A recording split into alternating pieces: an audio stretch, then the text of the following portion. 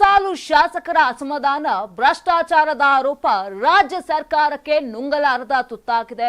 ಶಾಸಕರ ಮುನಿಸು ಹೆಚ್ಚಾಗುತ್ತಿರುವ ಸಂದರ್ಭದಲ್ಲೇ ಸಿಎಂ ಸಿದ್ದರಾಮಯ್ಯ ದೆಹಲಿಗೆ ಭೇಟಿ ನೀಡಿ ಹೈಕಮಾಂಡ್ಗೆ ಮಾಹಿತಿಯನ್ನ ನೀಡಿದ್ದಾರೆ. ಇನ್ನು ಸಿದ್ದರಾಮಯ್ಯ ನೀಡಿದ ವರದಿಗೆ ಕಾಂಗ್ರೆಸ್ ವರಿಷ್ಠರು ಖಡಕ್ ಸಂದೇಶವನ್ನ ನೀಡಿದ್ದಾರೆ ಅನ್ನೋ ಮಾಹಿತಿ ಇದೀಗ ಲಭ್ಯವಾಗ್ತಾ ಇರುವಂತದ್ದು. ಮುಖ್ಯಮಂತ್ರಿಯನ್ನ ಭೇಟಿಯಾದ ಕಾಂಗ್ರೆಸ್ ವರಿಷ್ಠರು ಶಾಸಕರ ಬಹಿರಂಗ ಅಸಮಾಧಾನಕರ ಹೇಳಿಕೆಯನ್ನ ಸಹಿಸಲು ಸಾಧ್ಯವಿಲ್ಲ, ಈ ಬಗ್ಗೆ ಕಠಿಣ ನಿಲುವು ತಳೆಯಬೇಕಾಗಿ ಬರಬಹುದು ಅಂತ ಇದೀಗ ಹೈಕಮಾಂಡ್ ಎಚ್ಚರಿಕೆಯನ್ನ ನೀಡಿದೆ. ಬಹಿರಂಗ ಹೇಳಿಕೆ ನೀಡುವವರನ್ನ ಕರೆದು ಎಚ್ಚರಿಕೆ ನೀಡಿ ಇಲ್ಲವಾದರೆ ಮುಂದೆ ಕಠಿಣ ಕ್ರಮ ಕೈಗೊಳ್ಳುತ್ತೇವೆ ಅಂತ ಸಿಎಂ ಸಿದ್ದರಾಮಯ್ಯಗೆ ಹೈಕಮಾಂಡ್ ಸೂಚನೆಯನ್ನ ನೀಡಲಾಗಿದೆ ಎನ್ನಲಾಗಿದೆ. ಇನ್ನು ಸಿಎಂ ಸಿದ್ದರಾಮಯ್ಯನವರು ಎಐಸಿಸಿ ಅಧ್ಯಕ್ಷ ಮಲ್ಲಿಕಾರ್ಜುನ್ ಖರ್ಗೆ ಹಾಗೂ ಎಐಸಿಸಿ ಪ್ರಧಾನ ಕಾರ್ಯದರ್ಶಿ ವೇಣುಗೋಪಾಲ್ ಅವರನ್ನ ಭೇಟಿಯಾಗಿ ಚರ್ಚೆಯನ್ನ ಕೂಡ ನಡೆಸಿದ್ರು. ಇದೇ ವೇಳೆ ಕಾಂಗ್ರೆಸ್ ಶಾಸಕ ಬಿಆರ್ ಪಾಟೀಲ್ ಹಾಗೂ ಇತರರು ಕೂಡ ನೀಡಿರುವ ಬಹಿರಂಗ ಹೇಳಿಕೆಗಳ ಬಗ್ಗೆ ಮಾತುಕತೆ ನಡೆದಿದೆ.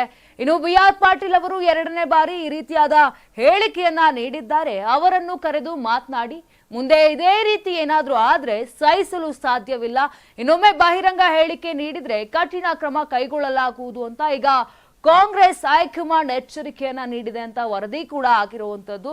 ಇನ್ನು ರಾಜ್ಯ ಸರ್ಕಾರದ ಬಗ್ಗೆ ಕಾಂಗ್ರೆಸ್ ಶಾಸಕರು ಬಹಿರಂಗ ಹೇಳಿಕೆ ನೀಡುತ್ತಿದ್ದಾರೆ.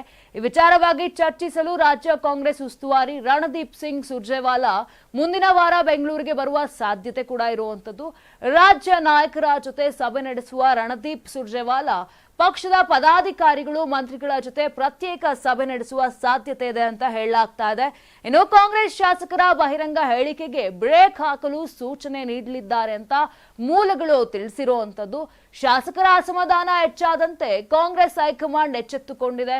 ಗಾಯ ದೊಡ್ಡದಾಗುವುದರ ಒಳಗೆ ಬಂಡಾಯಕ್ಕೆ ಮುಲಾಮು ಹಚ್ಚಲು ಹೊರಟಿದೆ. ಇನ್ನು ಕಾಂಗ್ರೆಸ್ ಶಾಸಕರ ಅಸಮಾಧಾನಕ್ಕೆ ಹೈಕಮಾಂಡ್ ಬ್ರೇಕ್ ಆಗತ್ತಾ ಅನ್ನೋ ಒಂದು ಪ್ರಶ್ನೆಯನ್ನ ನಾವು ನಿಮಗೆ ಕೇಳ್ತಿದೀವಿ. ಇದರ ಬಗ್ಗೆ ನಿಮ್ಮ ಅಭಿಪ್ರಾಯ ಏನಿದೆ ಅಂತ ಕಮೆಂಟ್ ಮಾಡಿ ತಿಳಿಸಿ.